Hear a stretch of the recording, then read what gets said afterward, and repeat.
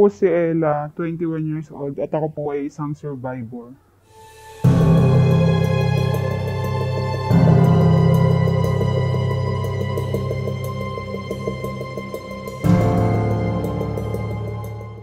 Ano po kasi yan, galing po kasi ako sa school, pauwi na po ako. Tapos yun po, pagsakay ko po kasi sa jeep, hindi pa po siya dun sumakay. Kumbaga, medyo malayo-layo pa po sa school. Tapos yun po, doon po siya sumakay. Tapos nung una po, sumakay po siya dun sa jeep. Tapos nung una po, sabi niya, hindi nga daw po siya masamang tao. Puro pa po kami babae. Tapos yun po, doon po siya umupo sa may pwesto ko. Tapos yung pwesto ko po yung malapit po sa may babaan. Kasi po naka-stop po yung jeep namin. Kasi po may stoplight po doon. Ginit-git niya na po ako sa dulo. Tapos yun po, inawakan niya po yung legs ko, ganun. Tapos sabi niya po sa akin na tignan ko nga daw yung private part niya, ganun. Tapos, yung titig niya po sa akin, yun po talaga yung sobrang nagpakaba sa akin kasi po, hindi po ako makalaban, tapos grabe po yung titig niya, ganun. Tapos yun po, yung umanda na po yung jeep namin, tapos huminto po ulit kasi po magpupuno po siya ng pasahero. Parang doon lang po nagkalakas ng loob yung kasama namin, sama ko rin pasahero sa jeep na lumipat nga daw po sa tabi niya, gano'n. Kasi po, may lalaki na po kami kasama. Pinicturean ko po siya nung pinalipat na po ako ng jeep kasi po, alam ko po sa sarili ko na hindi ko po siya madi-describe, parang gano'n po. Kasi po, pinicturean ko po siya. Tapos sinend ko na po kaagad sa kaibigan ko.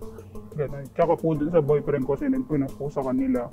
Para po kung if ever po, may proof na po ako na. Tapos yun po, hanggang saan nakarating na po ako doon sa may bababaan ko. Siyempre po, hindi po ako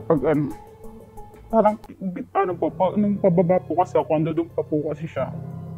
Hindi ko po alam kung bababa na ba ako kasi natatakot po ako na baka sundan nga po niya ako. Yung pabuti po hindi. Tapos yun na po, pag-uwi ko po, nung nakita ko yung mama ko, hindi po, grabe, iyak na po ako ng iyak. Kinuwento ko na po sa kanya yung nangyari. Kasi po, kinuwento niya na rin po kay Papa.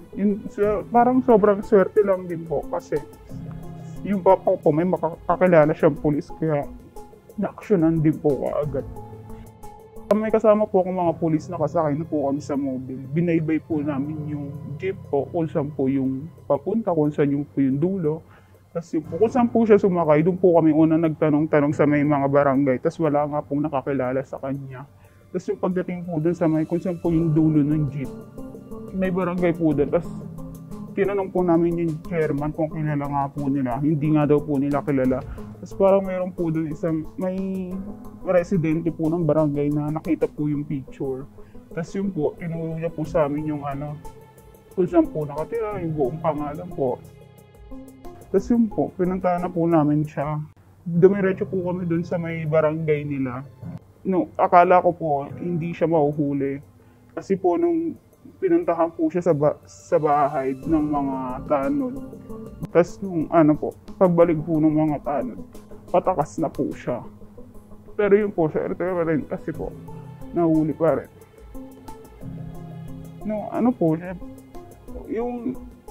Parang natatakot ako, tapos naalala ko yung ginawa niya.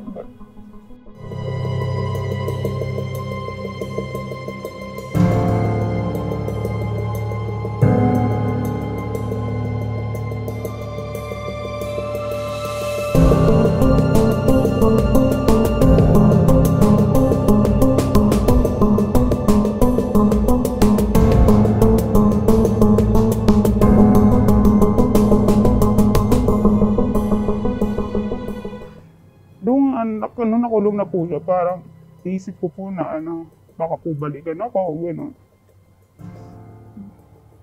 Tapos syempre po, galing po akong school, di ba, naka-pants pa po ako, no. Para naisip ko na wala na ba akong karapatan na magsuot ng mga, nangyari po, mga short, gano'n. Kasi nakapantalon nga po ako, nabastos na ako eh. Po, akala ko po talaga yung ikakaso parang harassment nga po, gano'n. Tapos meron po, yun nga, pagdating nga po dun sa may Children's and Women's Nest, sinabi nga po nila na Safe Space Act nga daw po yung ikakaso. Parang lang po, first time ko lang pong narinig yung nakatulong lang po kasi po parang nagkaroon po ako ng idea na parang kahit titigan lang po ako or sitsitan, parang mga ganun po. Parang pwede na po ako magkaso. Kasi po akala ko po dati parang more on pagka na-rape ka dun lang pwede. Pero pagka nahawakan ka pala ganun or napagsalitaan ka, kukulong na rin. Sa mga babae nang po, wala naman po kasi talagang dapat baguhin sa kanila eh. Kasi po, kumbaga, kahit magsuot man po sila na maiksi, syempre po, parang personality nila yun na gusto nila, ganun yung mga suot nila, ganun yung style nila. Siguro po sa thinking na lang din po ng iba, the way kung paano sila mag-isip. Kasi po, ang dahil po nagsasabi na, kaya nababastos kasi dahil sa suot, gano'n. Dati pag sumasakay po ako sa jeep, parang ang okay ko, normal. Pero ngayon po, patakot ako. Parang lagi akong kinakabahan. Lagi ko naiisip na hindi ako safe.